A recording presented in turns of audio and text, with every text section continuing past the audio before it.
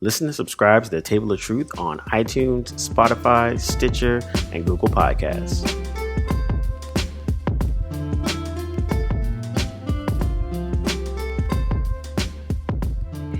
Welcome, everybody, to The Table of Truth. This is your man, Cam. With me today is...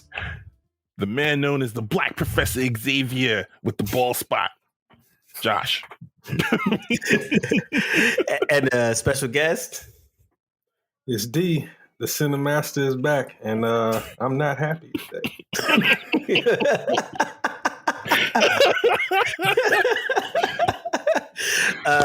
Why pray tell you not happy, D'Angelo? Wait, hold on.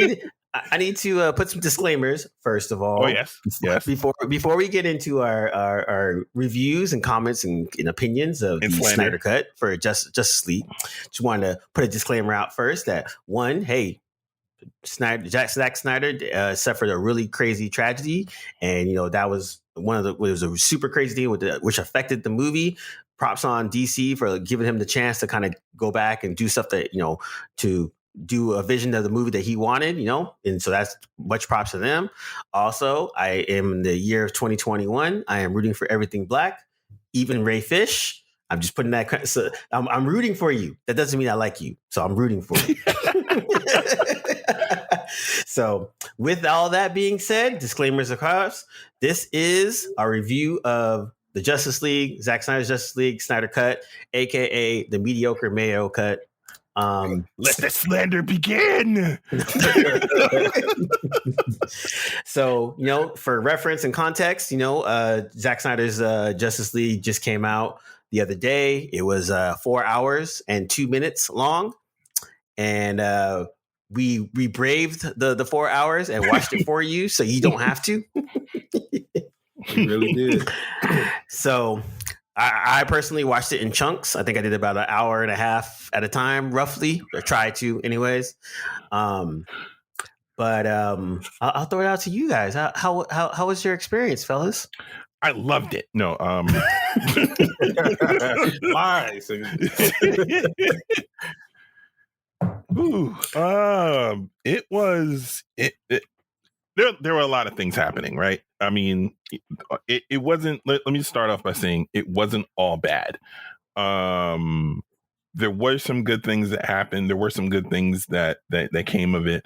I would say you got a more extruded version of what we got would be with the ultimate version of Batman versus Superman, which was a lot of exposition that got cut out, got thrown back in, a lot of stuff that fleshed out some of the subplots got thrown back in or created for it. So it did make the movie an overall better viewing and storytelling experience. But whoever the story editor is for that movie needs to be dragged out back and shot at point blank range, because there's no reason for this movie to have been 4 hours. You could tell this story in a fraction of the time, at least half, if not more. In just 4 hours, as a friend put it, shout out to my man Omar. As he put it, there was no story editor for this movie. There was a poster of a guy sitting in a chair with the word "yes" over his head. Like there were no. Josh, I hear what you're saying, but I'm running in slow motion right now, so I can't keep up to you. But and your slow motion running is exaggerated with white lightning. Man. For me, I said we were talking about offline, but if you gave any director $70 million more and 4 hours, then you're more than likely going to improve on what you saw from before. This movie came out in 2017. Mm-hmm. So that's what, 4 years ago? Roughly 5, if you can count. They probably from 2016 shooting. Right. So is it better than the original? Yes. Well, we can say that. Okay, but that's not a compliment. It's like it should be better. If I would be disappointed, I would be even more disappointed if it wasn't better. I think, but I think for the level of gravitas that a lot of people kind of gave it, and even how HBO Max kind of build it as like, you asked and we delivered, like kind of type of things. It's just like, it was just a weird masterclass in like peak whiteness. Like you gave a mediocre dude extra money to fix a mediocre movie. Like I don't understand how that even got green lit. Yeah, absolutely.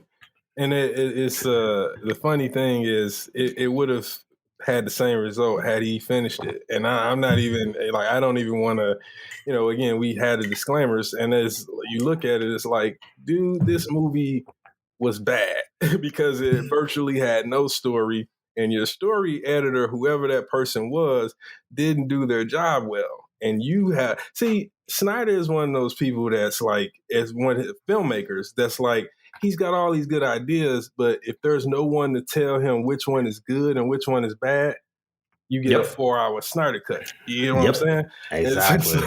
So, man, like, honestly, all the things you guys said is true. It was coherent.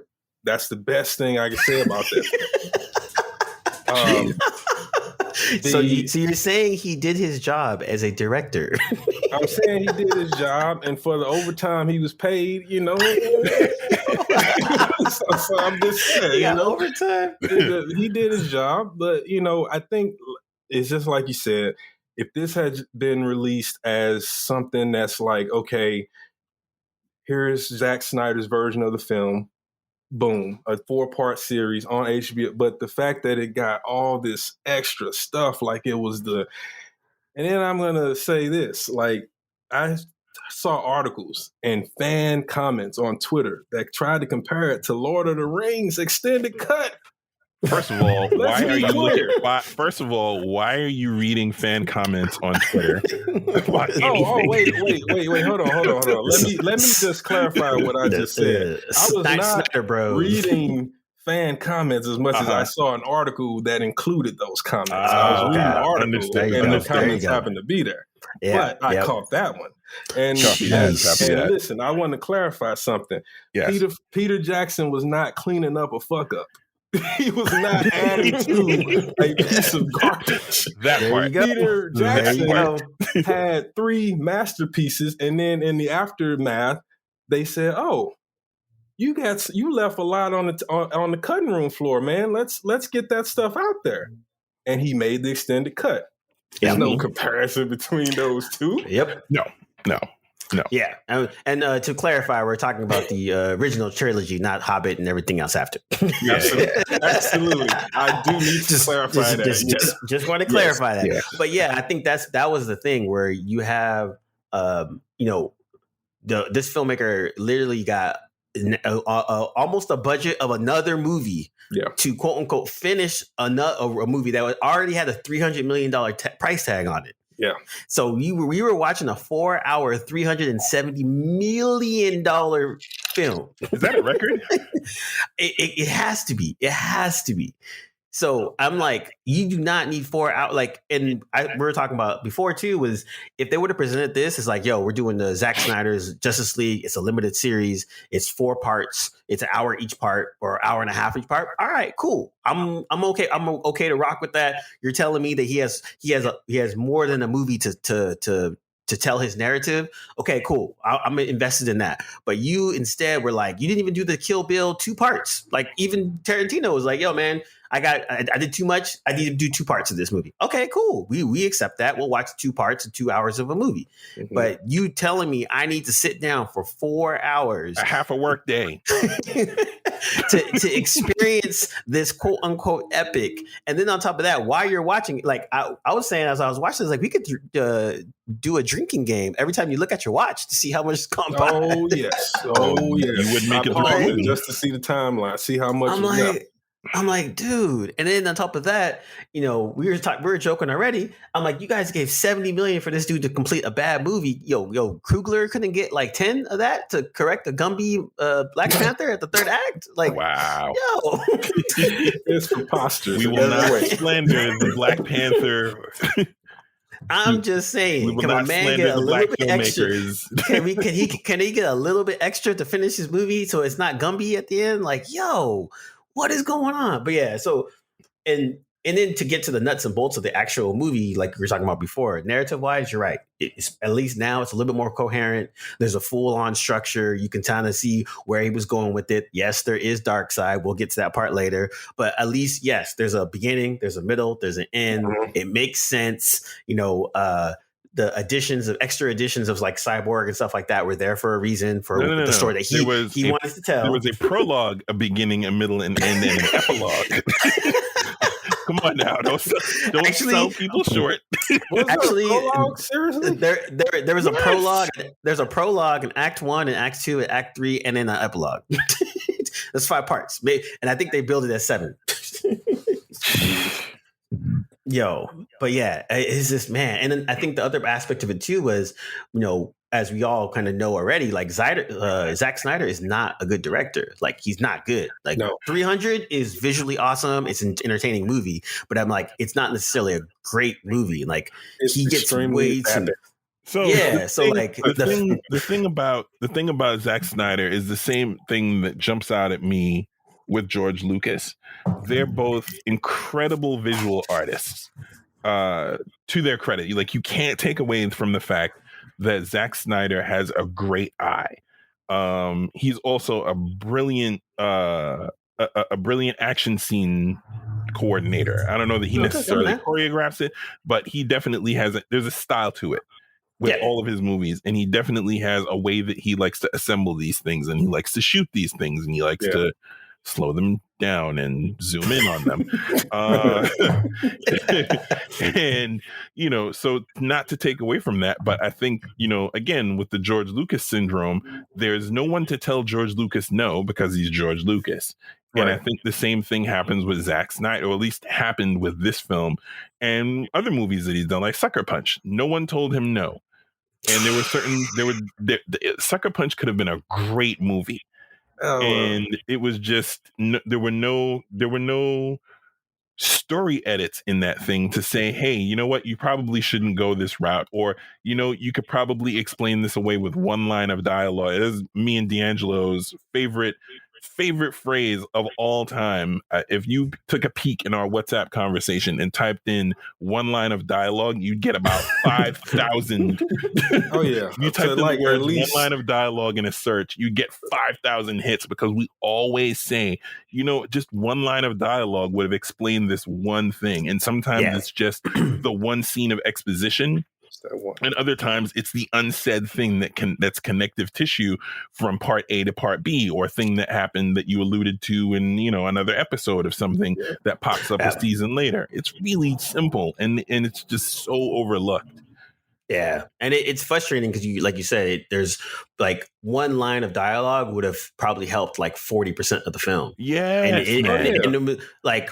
mean, like, there's parts where, one, if you did take out slow motion, that would cut 45 minutes from the film easily. And then two, if you did your one line dialogue of you know, narrative, push it forward, that would actually take out another hour of the film, because there's obviously parts where, like, it's literally just like, if they just said one line, that would like negate this whole 20-minute scene. I'll give you the perfect example, because we talked about it off the pod, which is the sequence in which Usax, we'll call him that, Usax. They do the flashback where they show all of the first age of heroes, or whatever you golden era, the golden age of era, and it's the Olympians and the Lanterns and the men and the everybody fighting against Usax. And that scene, if you think about it, A, it's entirely slow motion. B, Wonder Woman is narrating it, and she is speaking very slowly. There was a being known as Darkseid, and he came here to take over the Earth. And then the Guardians of the Sky, I don't know why they couldn't just say the Lanterns, the Guardians of the Sky saw him. I'm like, did he deliberately slow her read down? Yes, he did. That's so that he can thing. make this slow motion piece of I don't know what work. Jeez, as someone who has, that's 20 mil right there. As someone who has recorded and done voiceover, the answer is yes. That is a director's note. No one speaks naturally like that. No, I knew it was, and that's why it was so funny when I heard it. I'm like, see, this is crazy. The first time we saw Darkseid should have been later in the film. Like, we did not need that entire sequence. Yeah. She could have said that there is a great evil, his name, we got to do this, and boom, 10 minutes at best. Yeah. So instead we got like a 45-minute CG fest of, and then on top of that, like that whole part was, I didn't even pick up on it that it was Ares until like 30 minutes into the battle scene. I was like, oh, that's Ares. I was like, oh, and that's Zeus. Okay, cool. And then 2, I didn't pick up that, like, again, and this is a spoilers for this whole situation, but like, Darkseid jumps out of his spaceship onto the earth and starts fighting people like peasants. And I'm like, dude, Darkseid's like a general dude. Like he's only fighting Superman and above. He's not fighting just random ass Joes that came off the bus stop. Like what is he doing? Like fighting the Atlanteans and so when he gets mortally wounded or whatever. By and arrows. At first, by Ares and Zeus. By arrows. Arrows. You're right. By arrows. So here is Darkseid, the equivalent of Thanos, is getting murked by some arrows. And I'm like, wait, what? And then they come through, and I was like, yo. And then Josh actually reminded me of this because I was like, yo, they some basic ass humans like freaking foiled Darkseid. And you're like, no, it was Ares and Zeus. I'm like, okay, word. But again, Darkseid, who's supposed to be the equivalent of a Thanos, who's actually better than Thanos, is getting failed by some arrows, some Atlanteans, and some random ass humans. Word. Yeah. So, D'Angelo, talk about this for a second, because I know you'd mentioned when we were talking about it, you'd mentioned something about how Darkseid, I was about to say Thanos, how Darkseid wasn't necessarily the same power level before he got the Omega power. Talk about that a little bit, because I'm not as versed as you are with that. Well, see, and the thing is, I just know of that storyline. I can't go into the details because it's been a long time since I've even seen or read that particular story. Mm-hmm. But if you look into the character bio, he at one point, and that's what Snyder was trying to communicate, to say that, oh, this is the Usak's version of Darkseid. This is because you imagine that he didn't have the Omega power, because why wouldn't he just go ham on battlefield? Boom, boom, boom, exactly. Boom, zigzag. It's over. Yep. Exactly. And so that was my initial thought, was like, what's the point of even showing that version of Darkseid? Yeah. Like what? Unless you were setting up like New Gods situations. Like if the narrative more was like, hey, this is this dude, he's part of this thing called the New Gods, and then he wants to do things on his own. He went to go look for the anti-life equation. He was breaking off from a group or whatever. He found it on Earth. Then he got his ass beat, and then he went there. Cool, that makes sense. Later on, you see him now. He's a badass named Darkseid because he's OD. But instead, they just kind of say, hey, this is Darkseid. This is what he did. He got his ass beat, and then he left. Like, all right. Like, I don't want to jump to the end, but you mentioned something crucial also. At the end of the movie, Steppenwolf mentions that the Darkseid equation is on Earth, basically begging for his life. And he mentions to Darkseid that the anti-life equation is on Earth. At that moment,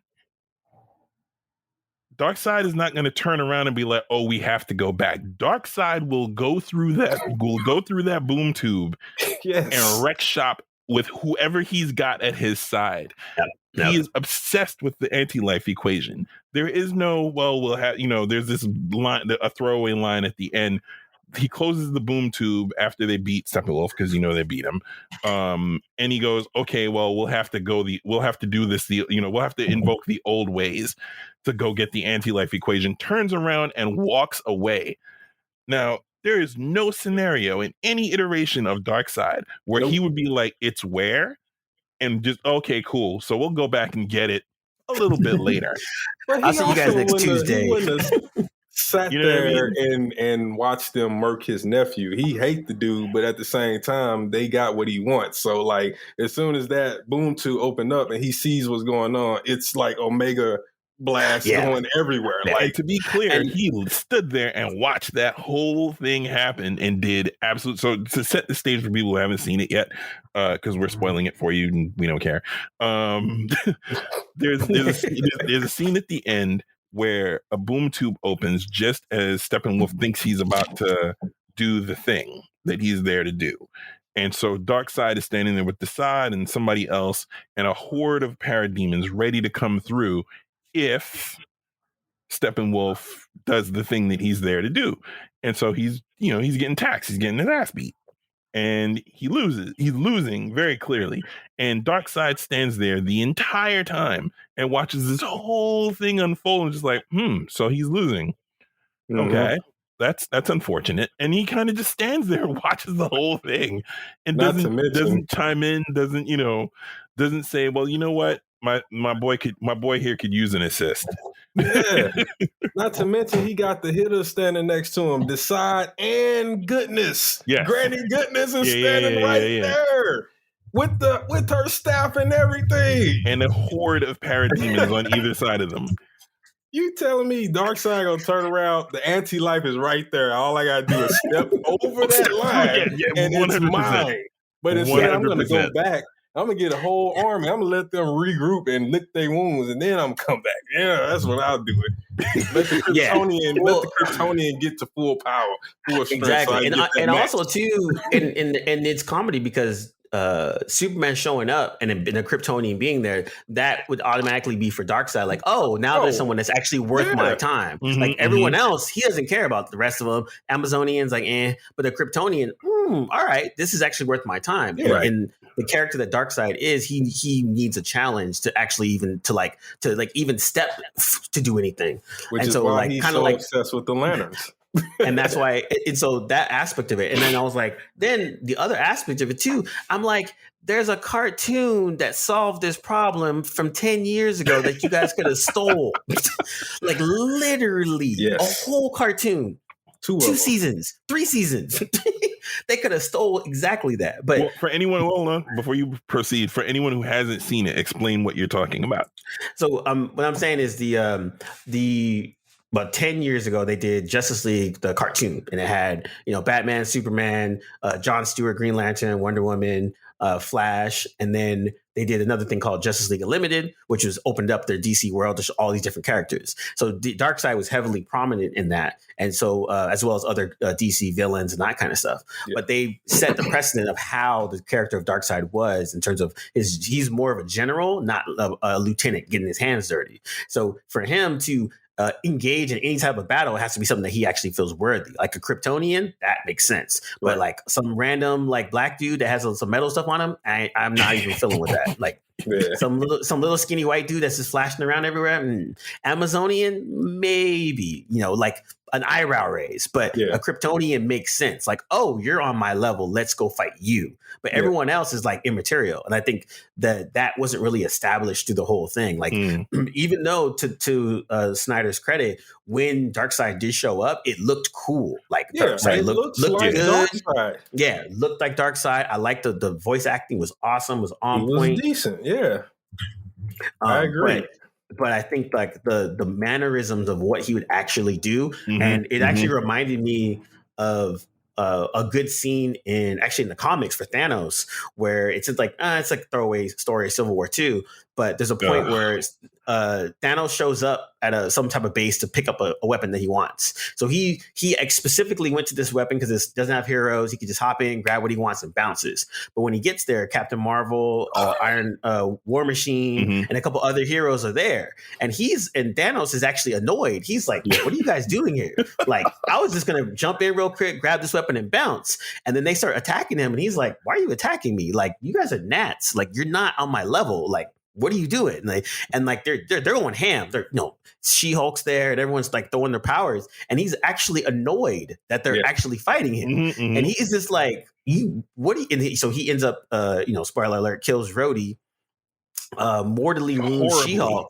Yeah, like mortally wounds She-Hulk and then smacks everyone else around. Yeah. But it just reinforces the character that he was like, you guys aren't even on my level to be having this conversation. Right. Yeah. And I think that part didn't come through in the Snyder cut. And I think like if Darkseid is supposed to be the equivalent of a Thanos, like there was no moment on that aspect. Even if he, like, it goes back to your one line thing. Even if he said that, like, I don't need to talk. I don't need.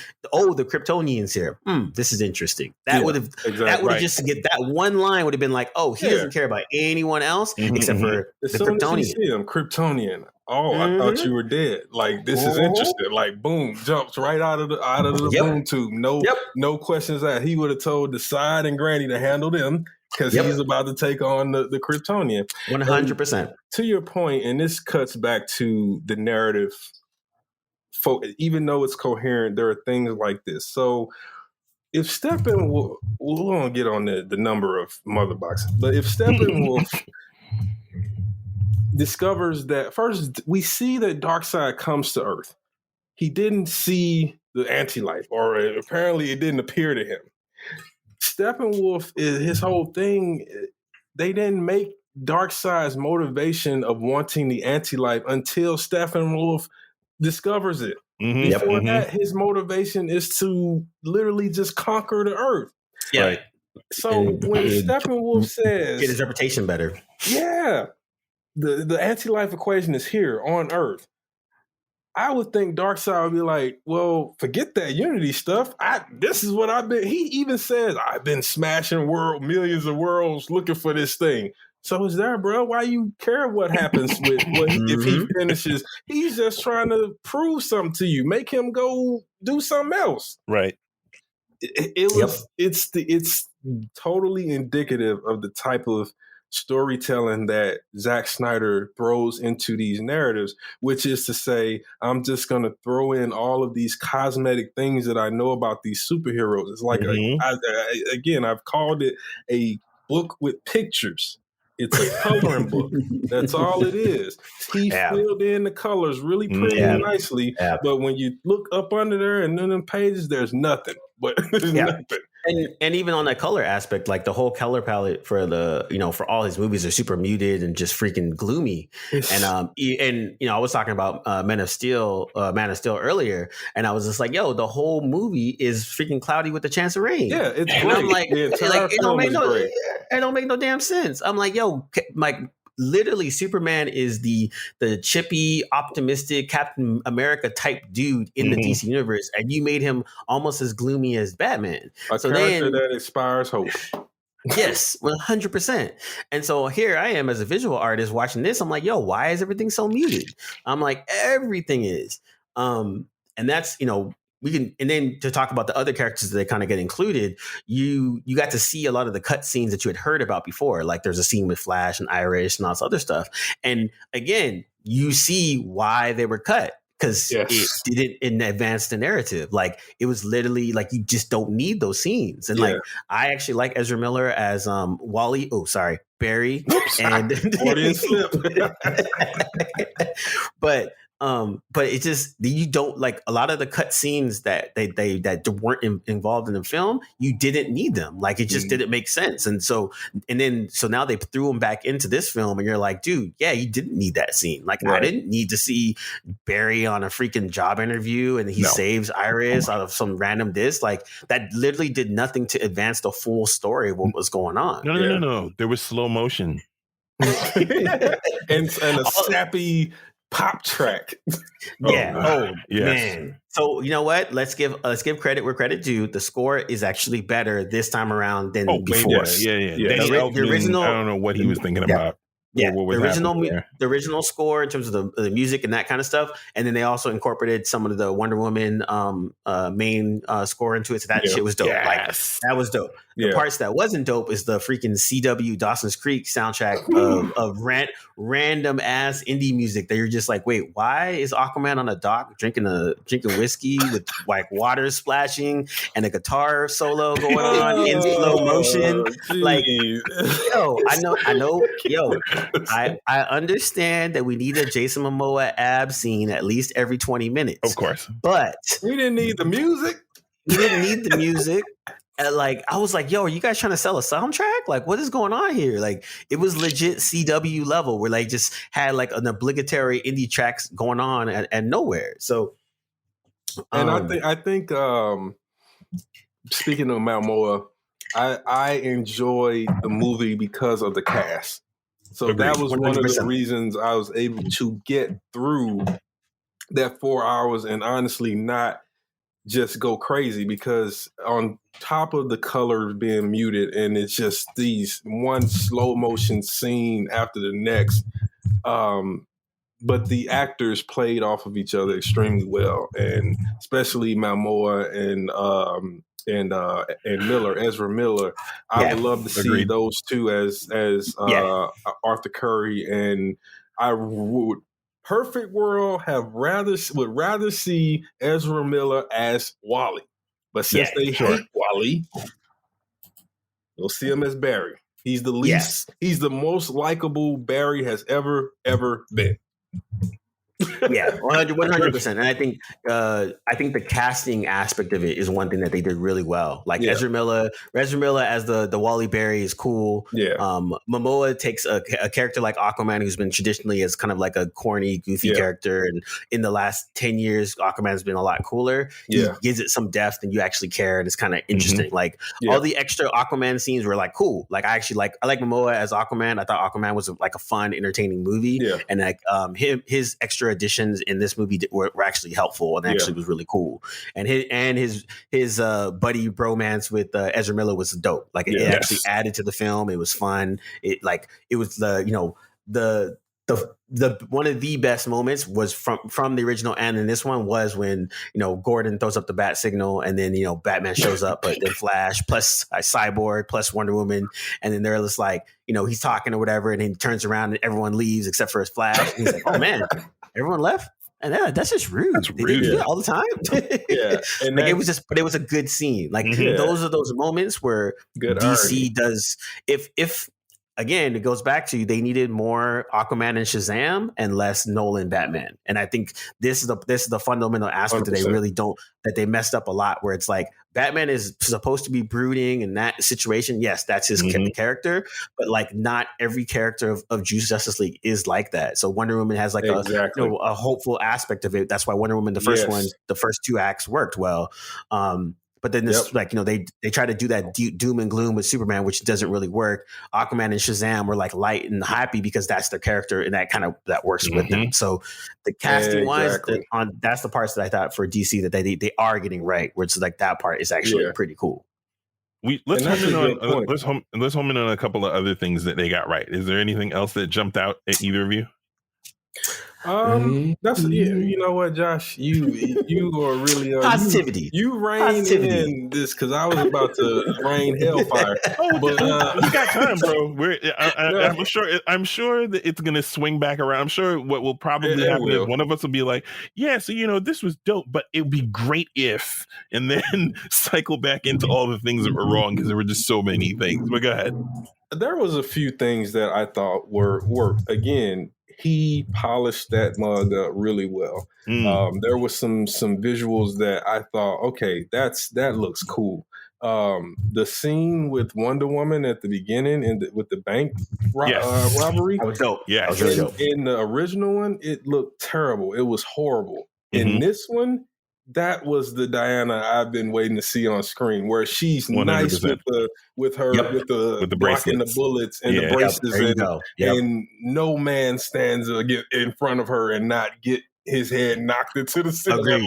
That was Wonder Woman. Like I straight up Amazonian kicking everyone's ass. And it was dope. They one and again to what Josh was saying earlier, like Snyder does a really good job at action, and that sequence was dope. Like it looked hands down. Like it looked good. It was the action was cool. It was and it was comedy because even the cheesy saving the little girl part and saying, "Hey girl, you're a princess too," that still worked within the context of that scene. So it didn't feel like it was added in or tacked in. Like the whole scene for Diana just showing like, "Hey, Diana's a badass." B, she can literally whoop everyone's ass. Yeah, she can even stand against Superman. I always love the scene where the two of them are headbutting each other, and then he has to do the rise up, but obviously he's gonna get her because he's Superman. Yeah, exactly. But she's badass though. But that was one of the things that I really enjoyed was there was some fight scenes and action sequences that he nailed them. He nailed them. Yeah, those are those aspects I think that were really dope. I think the a little bit more the Batman scenes. I shouldn't say Batman. The Bruce Wayne scenes with Jarvis. I said Jarvis with Alfred. We're cool. We're cool. Jeremy. Yeah, Jeremy Irons and Affleck and Batfleck, like they work well off of each other. I thought that was really good. Like there's a really good scene also with Diana and Alfred, and they talk about tea, and he's kind of like getting nervous because she's like, "Oh, I'm gonna do my own tea." He's like, that's not the way you do tea." Like those little moments again shows, hey, okay, maybe you do have some good nuance. You can have some good non-slow-mo, non-close-up moments that you're doing well. Maybe you do understand characters. I'm saying so. This is the positive section of our play. So but those are the parts that I thought were like, oh man, this is cool. Like you again, glimmers of parts where, as Josh said earlier, if you had a true story editor, you would have like honed in on parts like this and cut out a lot of the other ridiculous parts. Yeah, I agree. I was trying to think of something else positive, guys. Trying. The CG was definitely way better. Like, I mean, true. Superman still looked pasty, but I feel like, especially towards the end, where it was obvious that Whedon did his reshoots. But something I don't know if it was. See, I told you it was going to be a positive and then a negative. I don't know if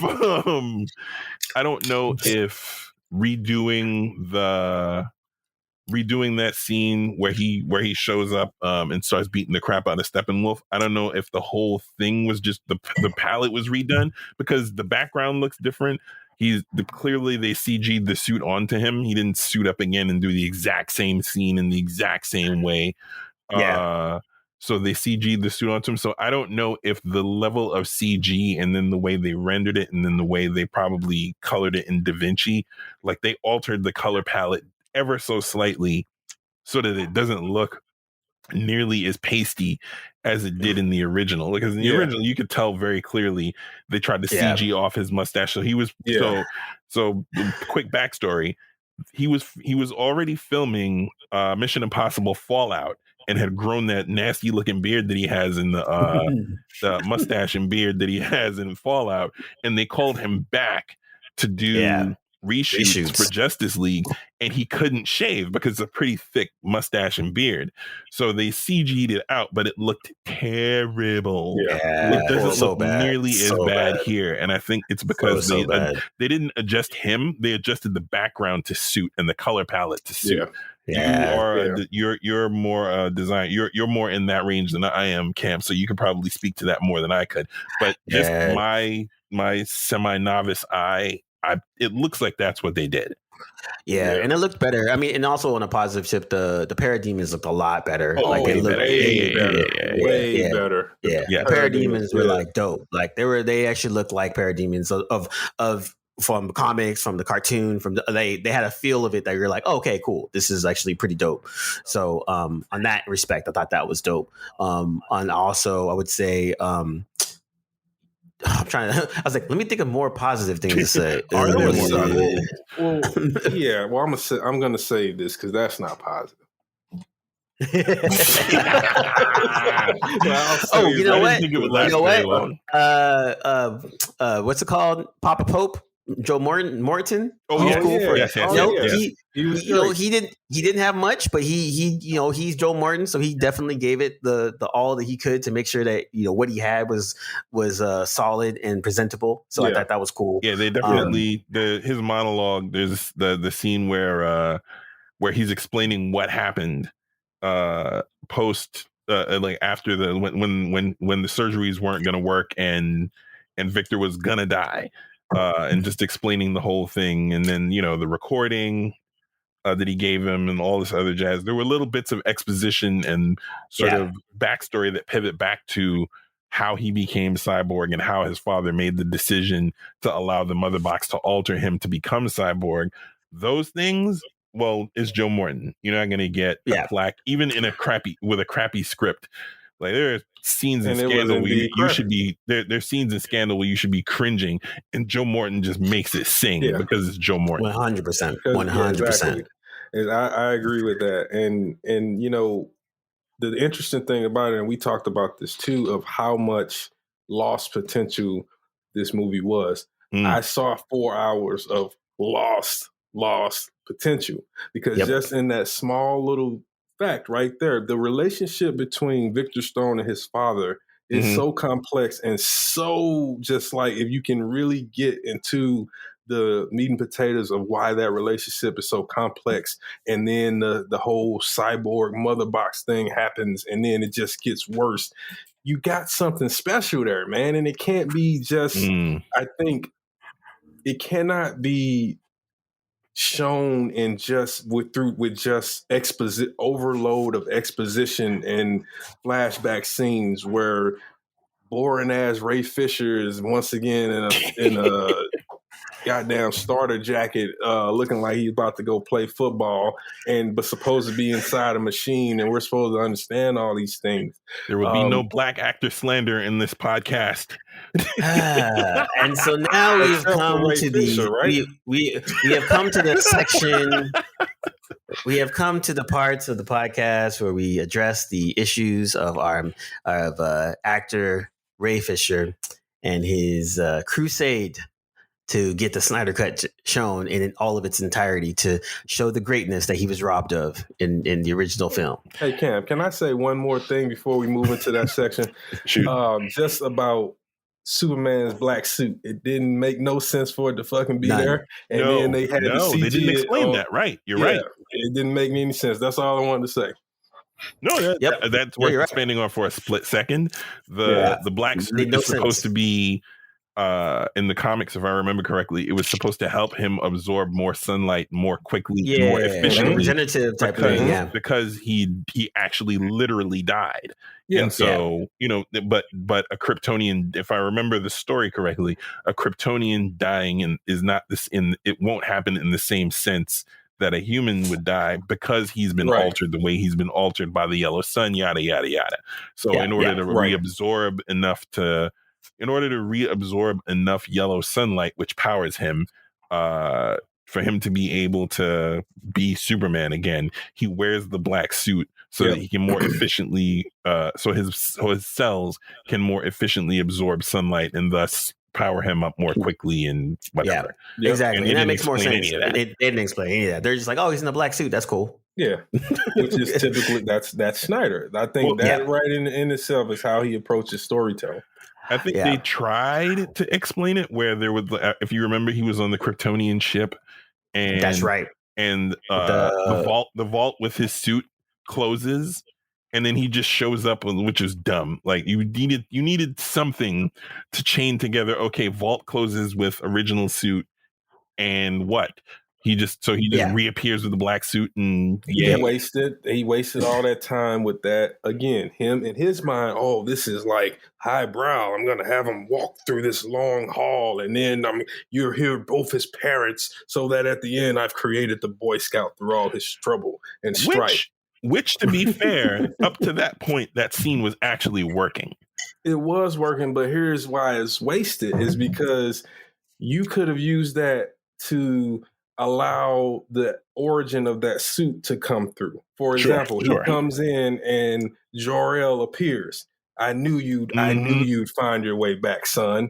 Well, no, that wouldn't have worked because Jor-El had already been purged from the ship in let the computer say it. Let the ship say it. Like your father prepared your father knew that you'd be strong, but he knew that this could happen, so he planned for it. 100%.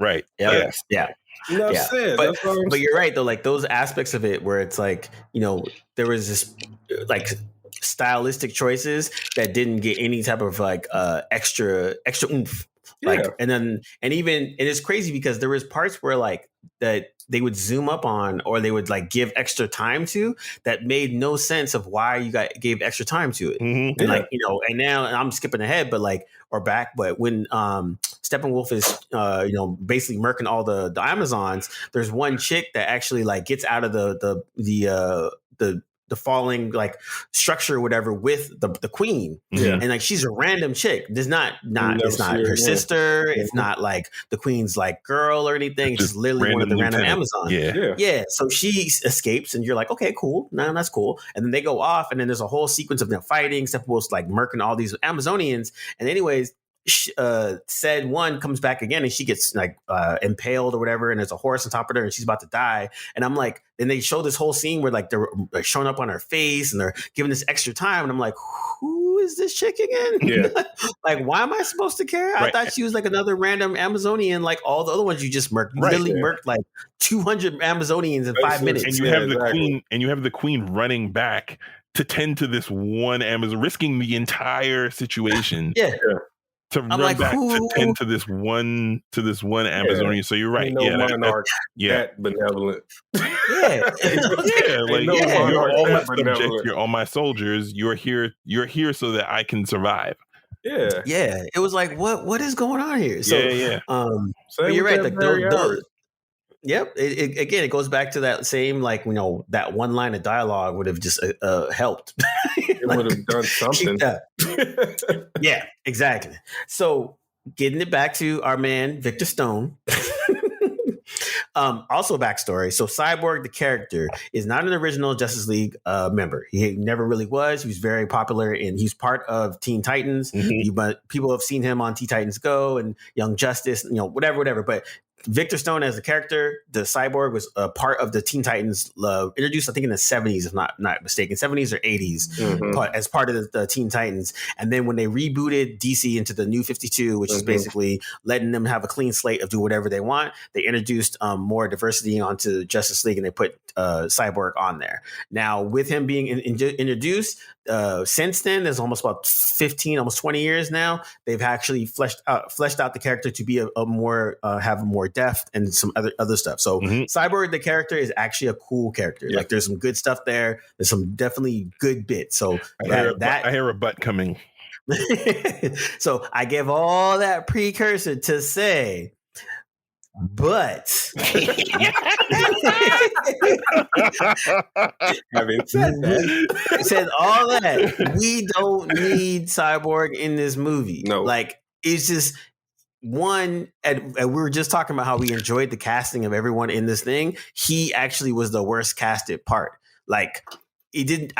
Every time they try to show more of Cyborg to have him centric, because he actually does drive the narrative in this movie, but like, you don't care about the character at all. Like, he's kind of a dick. He's like, pissed off at his dad, and his dad kind of tells him why he did this thing. He doesn't care. And then, like, he has these awesome powers, but he does like really mundane, stupid things with them. And it's like, so there's no instance for you to bond with this character to actually care, because he's kind of like a dumb jock and that just wanted the attention of his dad. Gets in this horrible accident. His mom dies. His dad actually saves him from said accident, and he's mad at his dad. So you don't really have any depth that, like, I'm actually pulling out the antics of Ray Fisher, for this whole movie, but just the character itself, like, I just didn't care about Cyborg at all out of all these characters, because he didn't really give me nothing to really care about besides I'm a cyborg and I know things. And so I wanted to like him. I'm like, okay, man, you're giving us extra stuff, and you're giving me all these extra stuff, but there's nothing for me to be like really hold on to the care. Like, I don't care if you have a movie of all along. I'm kind of just like, well, what else is to tell? You have daddy issues. Your dad died, and now what's up? Like, And I think it was, everything you just said, Cam, and I actually, you guys know how angry I've been toward the whole phenomenon of what went down with Ray Fisher, but I put all that stuff aside and just wanted to enjoy the character and what he brought to it, because he made such a big deal about what was cut of his part of the narrative. But it was very just vanilla. It was very just like not even interesting. He doesn't emote at all as an actor. He doesn't bring you in. Anytime he's with, and I get it, he's a cyborg. doesn't emote, but that's not necessarily true because he has the mother box in him. So it's not cyborg as in whatever cold calculating machine. Exactly. Yeah, cold 7 of 9 or something to that aspect. Exactly. It's not nothing like that. It's more of he's in more of a sentient space of he's got emotions, he's got feelings, and all these things. But the character just never got any place, and I think that was also. I don't know if you want to talk about those cameos, if that's a whole nother thing, but back to what you said about him not being an original member of the league, it makes you upset when you see one of the original members of the league. I don't even want to go that far, but I'm just saying, like, it just bookends back to the fact that that character probably should not have even been in that movie. Like, you can't find any justification other than the mother boxes. And as we know, the mother boxes existed and functioned way before Cyborg became a thing in the DC universe. So there's no reason for him to be in the movie. And it makes it worse that they had a successful showing of Cyborg in Young Justice, the Young Justice season 3 cartoon. They had a successful showing of Cyborg in the Doom Patrol TV show. So like they've shown that you can take this character and do some interesting stuff with it to give him some depth, to give him some other stuff. So then when to see it on the screen, I'm just kind of like, word, this is it? He's supposed to be in Justice League Apocalypse Dark. He's like the main. He's like a part of the main solution to the whole thing. Exactly, but it's done so much better than what they did and what Snyder did. Yeah, and I'm like, so I'm thinking, oh, you're over here telling me that you're Black Panther in the DC universe, and I'm like, oh, word? I don't think they ever proclaimed that. Stop it right now. Yo, he got introduced in the movie. He was gonna get his own movie. He's the only black dude. I'm saying he's Black Panther in the DC universe, and I'm just saying. I'm connecting dots over here. I don't know what you guys are connecting dots right there, man. Yeah. But no, I mean, he got a point because there's not another one. But it was unfortunate because now to address all the hollering and hooping that he did for the last 5 years, it's just like, yo, man, you were like legit hollering and hooping about this movie for 4 to 5 years. Yeah. You haven't done anything major since this movie. Yeah. So this is like your time. Like you've been telling us that you got shafted. We did this. Da, da, da, da. All right, cool, man. We are now with you. We're watching the movie. We just finished the movie, and we're like, word. This is what you're talking about. Like this is what you spent 5 years of your life of like really honing on. Yeah. He stuck his neck out there for Snyder. And the sad thing is, he's probably not going to have a career after this. And Zack Snyder absolutely will. Absolutely will. And 100%. If Zack Snyder don't do something that says, thank you, Ray Fisher, because if it hadn't been for his soapbox, this thing would have never gotten made. 100%. 100%. I mean, any movie he should be casted in a Zack Snyder film because that dude went to bat for him, and I guarantee Warner Brothers is going to make his life a living hell from now on. He's not going to get casted in most things. Oh, he's blacklisted for certain. Yeah, 100%. If Zack Snyder didn't throw him in whatever movie that he's up to, just on some like just some homie love, like, yo, I'm gonna get you at least 5 lines so you get make X amount of dollars, da da da da da. Right. Like at bare minimum, because like he put Snyder on his back for the last 4 years on some like, yo, Whedon's whack, da da da da da. And again, we're not saying that Whedon is not a dick. That's just the whole separate conversation. Exactly. But like he literally was like championing and waving that flag, and then we see the actual product of it. We're like, dude, this wasn't the hill of die. Yeah, it's like, dude, you could have let this slide and moved on to the next project, and we would have been all the better for it, and you would have. Well, that last bit, I'm not sure that I necessarily agree with wholesale. I don't think he could have necessarily let it slide, but there's a way to go about things. And, not the abuse. Not that part. I mean, like the push for that role that he. Because that's ultimately what it became. Is that it was a push for that role for people to see him in that role, right? No, and also, I understand. Like, I agree with you. Like, don't ever take abuse from anyone. You know, you speak out against that stuff. And especially when you have the platform that he has, and he challenged those people, and they had to, there was some comeuppance, you know, and there.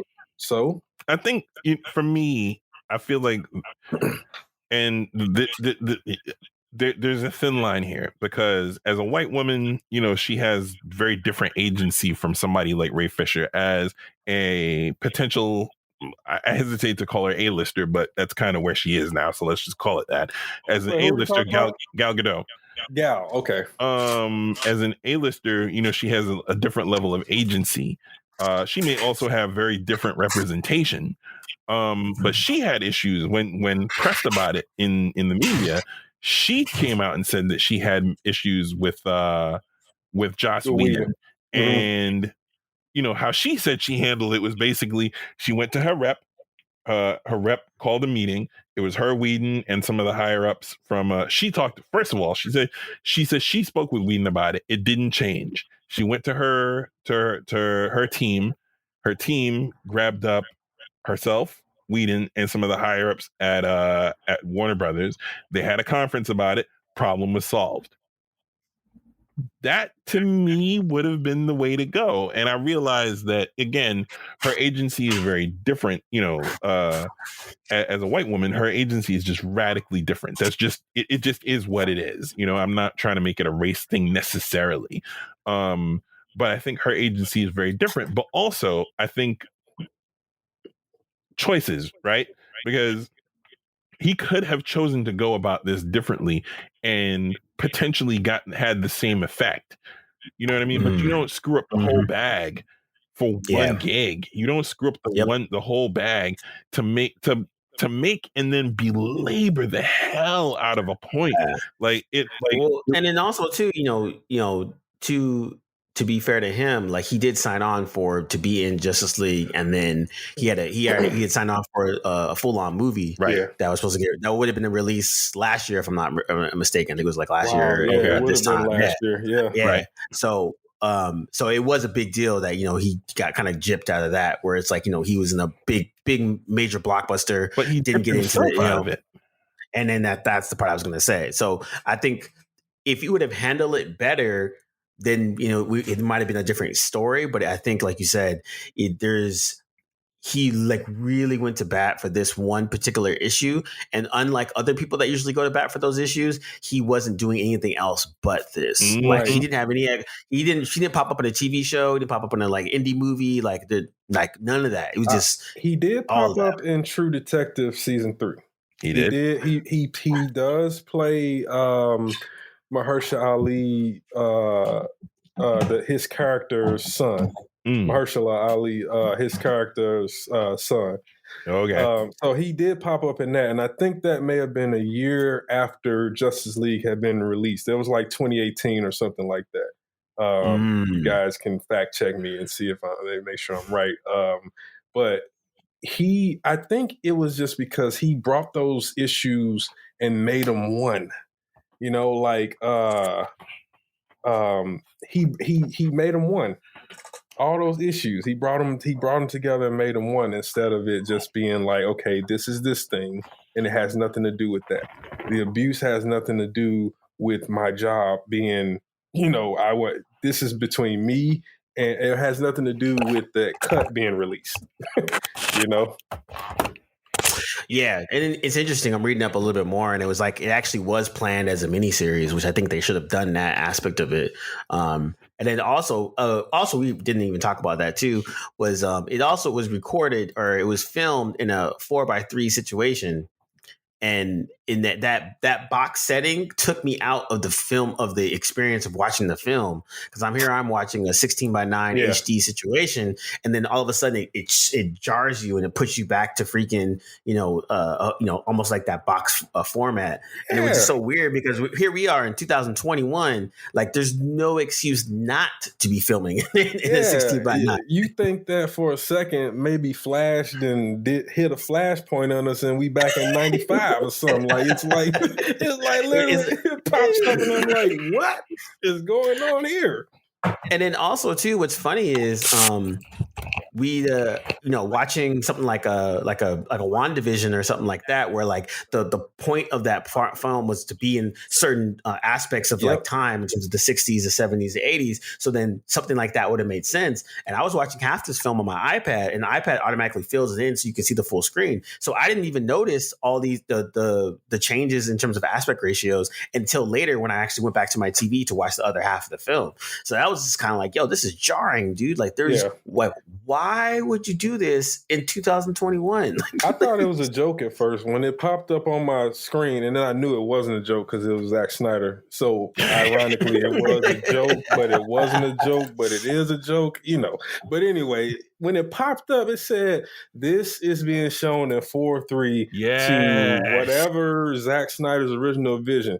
I literally grabbed my head and I was like, huh? What? You mean to tell me you're going to put me through 4 hours of a 4:3x3 movie on a 16:9 TV? 1:3x3x1. Wow. Jeez. Nerdy Steves, people, nerdy Steves. But yeah, I'm a just technician. All bad, I'm not a nerd. Well, yeah, I'm okay. I'm fine. I'm both. Oh well, I'm glad Whatever. You got it. But I wanted to be accurate. Like I'm glad Josh corrected me because I need that to be what people to have that picture painted for them, like the very specific aspect ratio that it should not have happened. He made a stylistic choice because he's an auteur. Thank you. I don't even think that guy can spell auteur. I'm just being honest. Yeah, it's just man, it's such an interesting, like I said, choice to go on that realm. And at the end of the day, you're like, dude, you are getting the equivalent of a movie budget to fix something, and you don't even do the proper aspect ratio to keep a flow of it. You thought the money was best spent elsewhere in terms of CG or best elsewhere in terms of aspect of it. So putting back on my technician hat for a second, here's my guess. I think that the reason why it was in 133 whatever, 133143 whatever it is. I think they did that because 1331 is similar to the formatting or the boxing for IMAX. Mm-hmm. And I think, and you can, I might be wrong on this, but I think that they just didn't want to spend the money to reformat it for 1080, for 1280 by 10 by whatever the hell. Wow, bad technician. I'm not remembering the measurements now, but yeah, 1080p, pushing it out to 1080p. But to me, this is me having actually done this for a living. It doesn't take anything to spit out an extra version of it. So this reads as a stylistic choice. Like he did this on purpose. Right. Which makes because he thought it was made it look intelligent or it looks prestigious on a cinematic level. Which I have to tell you, from a professional standpoint, as three people who do this for a living or have done this for a living at various points in their careers, and from a technical standpoint, as someone who personally has had to QC these things, that's a terrible idea in 2021. There's no reason to have pillar boxes on either side of your so what did I spend money for my flat screen for? So that you could pillar box. You just crimes against humanity. You just gonna pillar box my joint. Exactly. And even weirder is that it's reformatted. The iPad automatically because I started watching it over breakfast because it's 4 hours. I started watching it on my iPad. My iPad fills the screen. I didn't have to zoom in. I didn't have to push in. I didn't have to do anything. So it's fine on the iPad. It's just not okay on the television, not okay. It's the way that he wanted it on the television. These are stylistic the iPad choices, is like, man, this shit ain't right. The Apple is like, this shit ain't right. What's going on? Like, this don't make no sense. Yeah, exactly. The ghost of Steve Jobs is like, nigga, please. Yeah, like I sacrificed what for this? No. Exactly. Yeah. No, but yeah, I think that those again, here we are watching a 4-hour movie epic, and we're like, okay, cool, man. We've already signed up. You said we press play. We are here. You're 4 hours, and I get to see a freaking black boxes on the side of it. Negative. Like it's freaking. That was insult to injury. That's the way I looked at that, because it's already, like you said, already 4 hours, and then you do that to me. Man, I better not ever see you in the street, Zack Snyder. That's all I'm saying. You might catch one right across the lip. That's all I'm saying. Yeah, it just like, man, dude.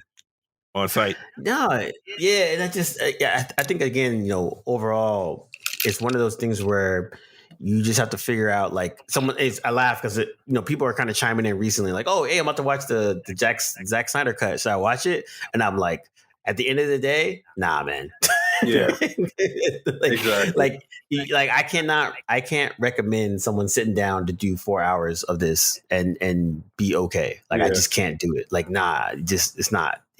You're investing 4 hours of your time, and is it worth the time to do that? And I was like, I can't. Even collectively, we've all agreed it is better than the 2017 version, and it should be for $70 million, all that star power, all that extra ish. Yeah, but I can't say freaking amazing. Like, we should have no complaints for a 4-hour movie that cost an extra $70 million on top of the $300 million that the original cost. Yeah. We should be blown out of our socks. Yeah, we should be out. And I'll say about this the same thing I said about the extended BVS Batman versus Superman cut, which is, if it takes an additional 2 hours or whatever to make your narrative make sense, then you had a bigger problem to begin with. I'm just saying, like, you had a larger issue before this movie even hit screens. Because it should never take that much more supplement or whatever was left on the cutting room floor to make a film make sense, a narrative film make sense. If there's some things that are missing, and it's like, okay, that would have just added a little more to what we have. Yeah, but Ridley Scott's Blade Runner extended director's cut, perfect example. He corrected some of the worst parts of the theatrical version, and it was a masterpiece. His extended cut. Yeah. Totally true. And I think that you're right. Like, back to your Lord of the Rings thing where people were like, oh, it's on the same level. It's like, no, it's not. Like this was a recut to make it make it worth it. And the difference being like, those movies were already good at the beginning, and then all of a sudden it came back and added extra to it. Yeah, that was a book. Someone ripped the pages out, and then Snyder came and tried to glue them back together with Elmer's glue. It's true. He didn't even try to use. He didn't use the good stuff. He used Elmer's glue to try to put it back together. Man, it was all bad. Preaching. So we are not going to go 5 hours to explain this 4-hour movie. So just come back and add more later. What was the joke? I was going to say the joke that D'Angelo made when we decided on the day and time to do the pod was, so we're going to do an hour, and then we're going to come back and we'll do another 3 hours afterward. More people, more hot takes. Yeah, exactly. And none of it will make sense. No, not an ounce. Not an ounce. But it'll sound good, though. True that. Yeah, exactly. So, you know what, D'Angelo, give me your final word on the Snyder cut. My final word on the Snyder cut is, as I say, I didn't want to give it a grade, and I'm not. But I'll say it happened, and that's all we need to know. If you decide to watch the Snyder cut, just know, abandon all hope after ye hits play. Wow. Wow. Josh? Like D'Angelo, I'm not necessarily comfortable giving it a grade. I don't know how to. I mean, in parts, there were good elements. It's not like, again, I want to stress as much as we lambasted and Ginsu'd this thing, there are good parts to this movie. It's definitely better than the original. And I say that as a huge Joss Whedon fan. I don't know what was going on. You know, we ultimately don't know whether it was him, whether it was WB sort of trying to manhandle him. Although, you know, you can't really manhandle the dude that brought the first two Avengers films to being. So I don't really see that as a thing. It's all speculation. So we don't know. But at the end of the day, you know, the Snyder Cut was a better movie, but like better bad. It just, you know, there were weird things like Steppenwolf looked better, but then like lipless Steppenwolf was really weird. You know, I didn't really get a chance to judge the audio the way that I wanted to because it's not in a theater. So if I'm bored one day and this comes back out in theaters, I might actually, for the technical part of my brain to be satisfied, I may actually go check it against my better judgment. The score was definitely way better this time, but it wasn't. I'm a huge Junkie XL fan, and this is not his best work. Like, I think his best work is still Batman versus Superman. The one shining thing about that movie was the combo of Junkie XL and Hans Zimmer on the score. That is untouchable. I don't think there's going to be a better action movie score than those two working together. It just, what else?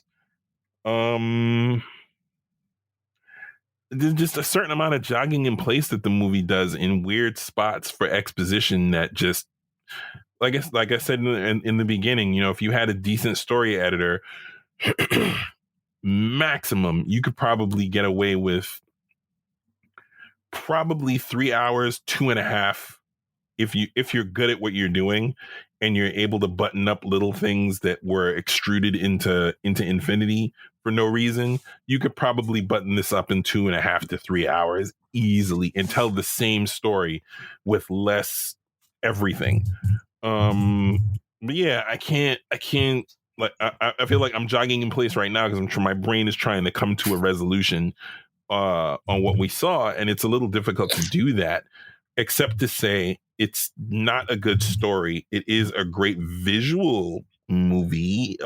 If you want 4 hours of great visuals, you're probably not even going to get that because it's not 4 hours of action sequences. So, you know, temper your expectations. You know what I mean? It's not, if it was just 4 hours of Zack Snyder doing action sequences, this would be an Oscar award worthy movie. But it's not. He actually has to tell a story, and that is his weakness. This is still a better story than most of his films. I will say that. But, you know, I pivot back to something that Cam said. If you gave somebody 4 hours and $300 million to do a movie, and they gave him another $70 million to do the movie over, this is what you'd come out like. I could do this, and I'm not I'm not a writer. I'm not a director. I'm not a cinematographer. I'm not, I'm not Cam. I'm not a graphic designer. I'm not D'Angelo. I'm not a writer. My narrative skills are shaky at best. So, and I could probably still churn out the same type of movie. And I guess that's where I stop on it. Like, it's really hard to judge what we saw, except to say that it wasn't well done, but it's not bad. That's exactly what it is. There you go. That's literally the best. That's the best way to explain it. Like, someone asked me that, I was like, yeah, it's not bad, but at the same time, it's one of those things where, you just, again, can we give Brian Coogler like 10 extra million so that he can fix the last part of Black Panther? Realness. I know, right? Can we give another director Venom and all that money to fix Venom? You guys better be amazing.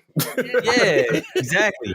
Don't put that kind of pressure on the goddess Ava. Stop that. Ava has a low bar to make a good film. Exactly. That movie could be horrible, and it'll be better than what we saw. Well, because she knows narrative. She knows story. She knows narrative structure, and she's not an idiot. It'll be fun. And I think that's my overall thing. I think in general, just like at the end of the day, it's like, yo, you got extra money to quote unquote fix a 4 or 5 year old film, and you gave us like literally, and we didn't even talk about Martian Manhunter because we don't need to, but just the fact of adding in elements like that just didn't add to your film. Like, you didn't need any of those aspects of it, and you added in and it didn't work. So there's a lot of stuff, like you said, like if they would have done a bunch of one line extras, parts or something like that, cool. But in general, man, you don't need to watch this. At the end of the day, like I can't recommend someone sitting 4 hours to be like, oh, it's okay. Well, and I think the key piece there is, there are so many things that you could do, that you could say about this movie, that if you took them out, it wouldn't change anything. Martian Manhunter, if you take him out of the movie, it doesn't change anything. He doesn't need to be there. If you yank out the nightmare sequence at the end, it doesn't change anything. If you yank out the slow running sequence where Barry meets Iris, it doesn't change anything. I can go on at length about the number of things that you could take out of this film and it wouldn't matter. If I ever teach screenwriting, if I would show that film or parts of it to my class as an example of what not to do in screenwriting. Because how you got a scene with Barry and Iris in which she's literally driving and looking to the side, and she's driving, and then she hits something, and all this sets up Barry to do his thing, and then he saves her, and that was it. Literally it. We don't see her again. It's a 4-hour movie, and you don't see her at all. So I understand why we didn't cut that, man. Like, so what you're saying is she deserved to die. Well, I didn't say all that, Josh. You said that. I'm not gonna. I'm not. That's kind of harsh. I actually like Iris, at least that version of her. I'm just saying. Geez, Josh, you don't want to go that far. I'm just saying. That's what it sounded like you were saying. You know what I mean? I just wanted him to keep running until the DCEU reset. And the Snyderverse no longer that whole thing out of existence. Yeah, and I think that's at the end of the day, like, this is what we're talking about before, just being like he's a mediocre director, borderlining on bad, but he got the chance to correct something, and he didn't. He only improved it in slight ways where it just showed more of his mediocrity. Like you said, 4 hours, and there's an hour of footage that you could cut, and it would not have changed the film. Yep, exactly. And that's not good filmmaking, Nope. And like even if you're just a fan and you just want to watch stuff, you're just like, why was that there? Exactly. I don't. Why? This doesn't make any sense. I was like, Bruce Wayne just be telling everybody he's Batman. That's what we're at now. That was frustrating. Bruce Wayne telling everybody he's Batman. I mean, he go recruiting as Bruce Wayne. I'm like, where the cape and cowl, man? Like, that was probably the most frustrating bit. You got to be Bruce Wayne, but jeez. That was arguably the most frustrating part of the movie. Martian Manhunter pulls up at the end, near the end of the movie. He pulls up to Chateau Wayne, wherever the hell he is. So they never explain why he's not at Wayne Manor at any point in this movie. That's one of Tony Stark's apartments. There you go. Airbnb. I already know. Exactly. I saw it. And Exactly. That's one of Tony's An Airbnb by the lake. Exactly. And so Martian Manhunter pulls up after all the action's done, and he's like, "Hey, Bruce Wayne, how you doing?" And Bruce was like, "Hey, who are you?" Not the typical Batman response. Batman would ordinary. First of all, I don't know who you're talking about. Like, Batman, what are you talking about? Like, he would have denied. And then, he would have pressed or whatever. And Bruce thinks everything is a threat. Bruce thinks, Bruce is the hammer that thinks everything is a nail. So the fact that he wasn't threatened by someone pulling up on him, clearly you're not normal. You're not human. You're a green guy with glowing red eyes. You pull up at my spot and you tell me that you know that I'm Batman. I'm throwing half of my utility belt at you. I don't know who you are. I don't know why you felt like you needed to just pull it. Like, I don't know why you felt like you could just pull up on me and tell me that you know my secret identity. It never goes down like that. And Bruce was like, "Hey, how you doing, buddy?" And Bruce is like, "Hey, how you doing, buddy? I guess you know I'm Batman. It's cool, man. You know, like." No, and no, with a side of no. If I was Martian Manhunter, I wouldn't have went to that man. He just tried to kill Superman like 2 years ago. Like, this man don't got no fear. I'm not going up to his doorstep unless I come correct. He ain't got no fear. As far as I know, I'm walking there and I'm just bursting in flames. This dude knows everybody's weakness. And not for nothing, but this is Batman. If you've read his mind, you know how psycho he is. You don't have to go pull up on dude and be like, "Hello." Good day to you, sir. And also too, for Martian Manhunter, like Martian Manhunter could have been the Coulson of the DCU, right? So he could have been dropped through different movies as his general usage, whatever, and like. They could have just give him some green contacts or some green eyes at, CG, whatever, and just had that dropped in through all of the movies, just like they did with Coulson. Like that's a blueprint. Coulson is in every CG, every Marvel movie for 0.5 seconds, just to say, hey, I'm here. I'm from S.H.I.E.L.D. But it tied it together. So if they would have done that with Martian Manhunter through these other movies, whether he was in a meeting, even if it was only like a cameo of 2 minutes, but like that small seeding of that relationship, so that when you see him in this movie, it's like, this dude's Martian Manhunter. Right, word. And then you would have been it would have made sense. And then it invalidated and him turning into General Swanwick at the end of the movie in uniform, which made no sense because he's not a general anymore.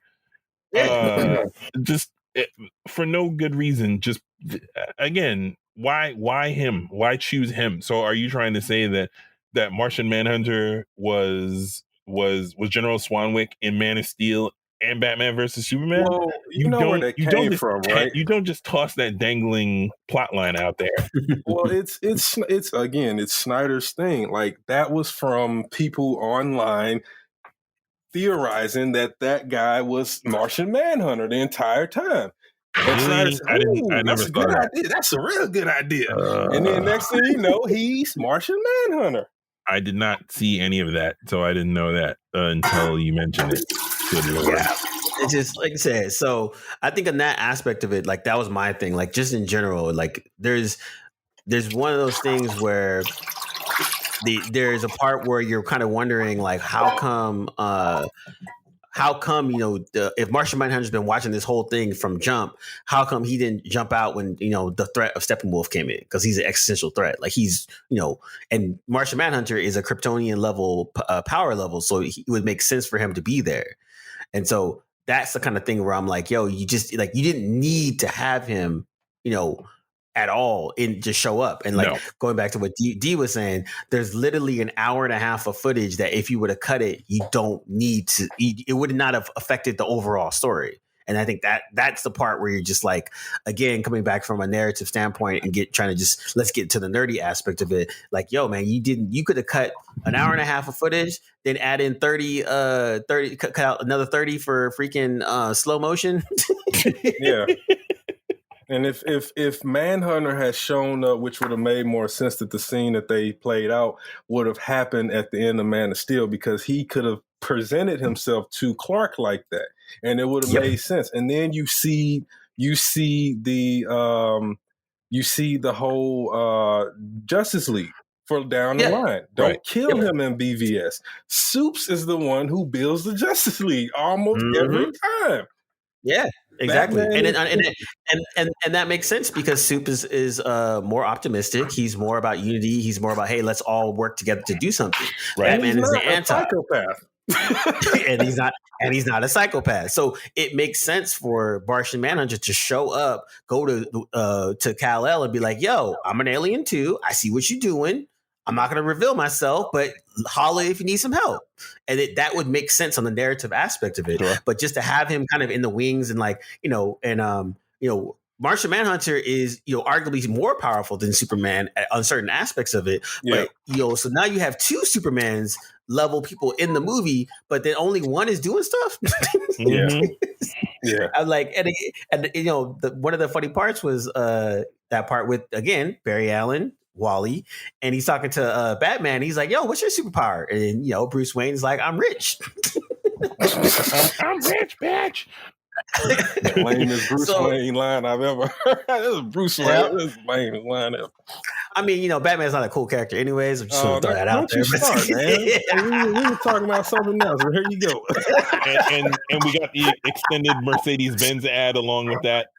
Yo, that was like that alone could have saved like a quick minute off of that whole scene. Yo, that plug was so tough. They were like, hey, I have a Mercedes, not a Porsche, not an Audi, a Mercedes. I have a going Mercedes, and it's really fast. Would you like to look at the dashboard? Here you go. Ray Fisher should request that Mercedes. Here's a look at the dashboard, and here the gull wings closing, and now it's in gear. And you know what? It has paddles on either side of the steering wheel. Then Bruce is going to tap one of those to put it in first gear, and then drive off.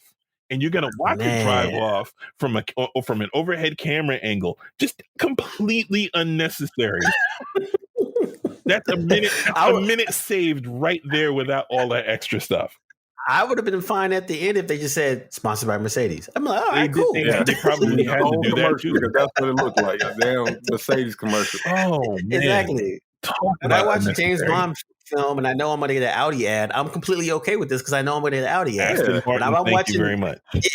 Sorry, Ashton Martin. Come on now. But if I'm watching Justice League and all of a sudden Mercedes pops up, I'm like, what's going on here? What's really, dude? So, I mean, I get it, but there's a smoother way to do it than literally he says the line, because I'm rich, and then you pan to about 5 different shots of different things going on with the Mercedes-Benz.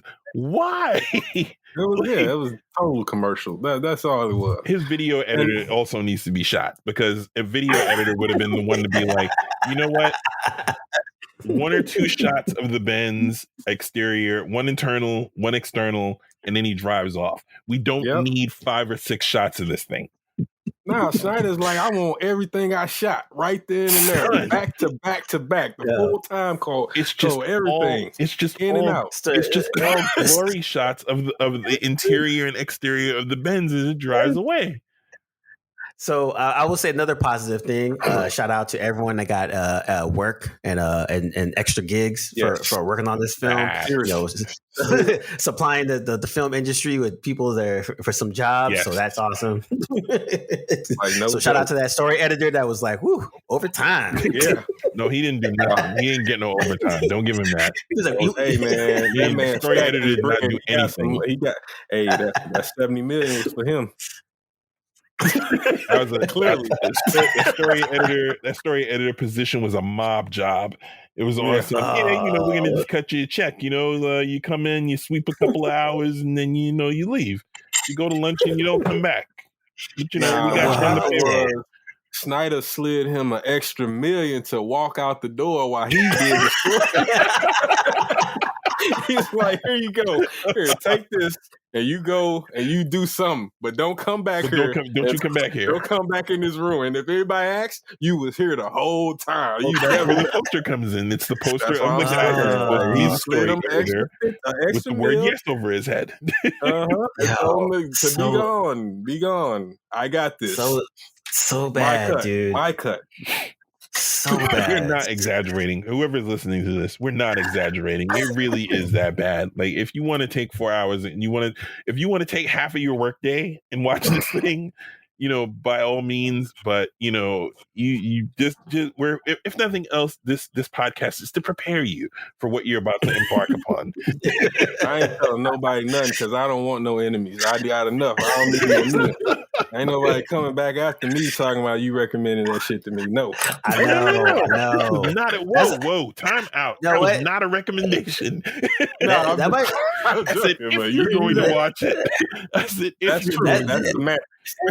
That might be a separate podcast where you recommended something and then someone came back at you and they got mad. So you never living that down. See, you will never get another recommendation. I never asked you for nothing else. Oh man, but yeah, so that got it out of our system. Do you see where this movie lands for you? Like do you see what the last 30 seconds to a minute of conversation was clarifying that this was not a recommendation? We promised you. We said it would be an hour, and then we added 30 more minutes. See, that's how you do it. You gotta add that extra time, and then make none of it make sense, and you win it. That's when it's mediocre. That's when you know peak mediocre whiteness. Oh man, like Lord, mediocre Mayo cut, man. That's what I'm calling this episode. Mediocre Mayo cut. Oh yeah, Lord have mercy. But yeah, once again, it's Table of Truth. Thanks, guys, and we out. Peace. Peace.